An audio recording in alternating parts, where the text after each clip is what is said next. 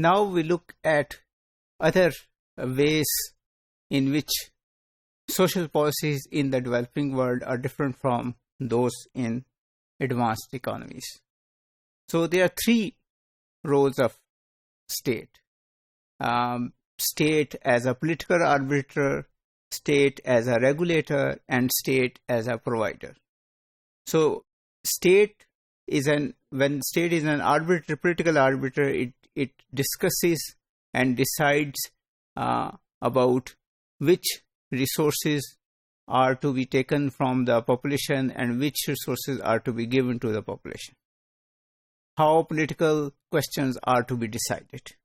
When states act as a regulator of markets, it looks at how the economy is to be regulated, whether it will be regulated on the basis of socialist principles or communist principles or mixed economy. When the state acts as a provider of services, it decides which services it's going to provide and how these services are to be provided. In the advanced economies, all three roles of the state are accepted. In the developing world, all three are contested. So, in politics, some people look at the state institutions for solution to political problems, but others look at their traditional institutions, for example, feudal or religious elite.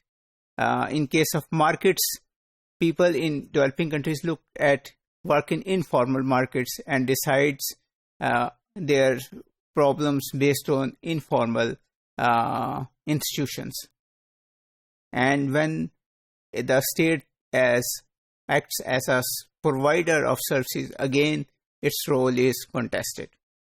So all three roles which are accepted in advanced economies are contested or not accepted in the developing world.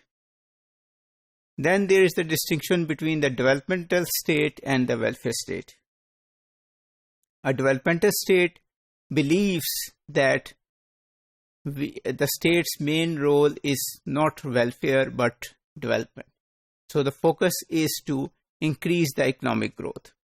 Usually such states try to adopt neoliberal policies, go for trickle-down economics, and they believe that welfare will come after development. Welfare will come after richness. So we have in Pakistan the example of Ayub Khan regime, which believed in a developmental state. The state has the role of development, and gradually the people will get rich and then they will be given their rights, whether they are social rights, political rights, or other rights. Bhutto tried to change that orientation and try to establish a welfare state.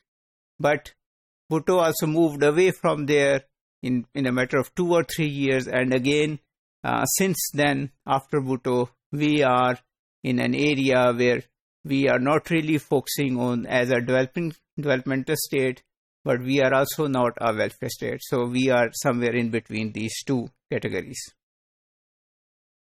The question one asks at this point is how East Asian states managed to grow.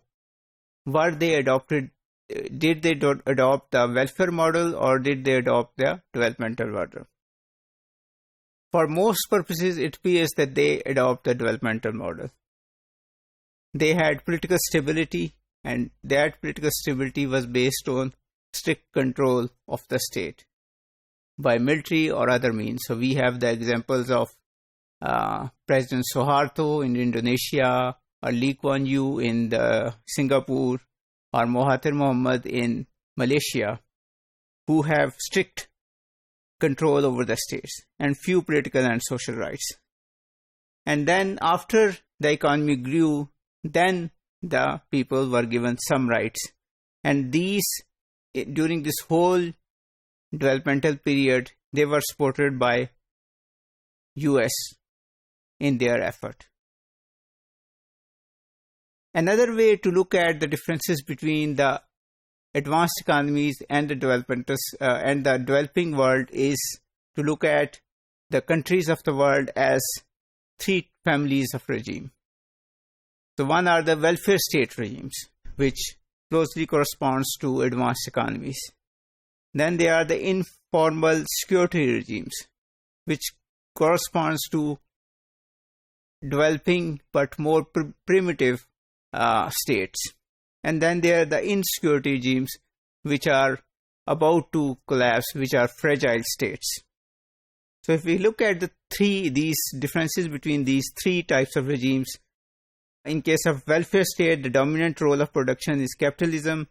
In case of informal security regime, it's the peasant economies, and the insecurity regime, it's the predatory capitalism. The dominant source of livelihood in welfare state is formal labor market. In informal security states is the portfolio, different types of livelihoods. And in insecurity regime, it's the portfolio of livelihood, but with extensive conflict. The state form in welfare regime is relatively autonomous. In the second, the state is weakly differentiated from other power systems. And the third, it's the shadow collapse and criminal states. The welfare outcome are there is decommoditization in case of welfare states. In case of insecurity states, there is the informal rights and adverse incorporation. And the third one is the extremely insecure state.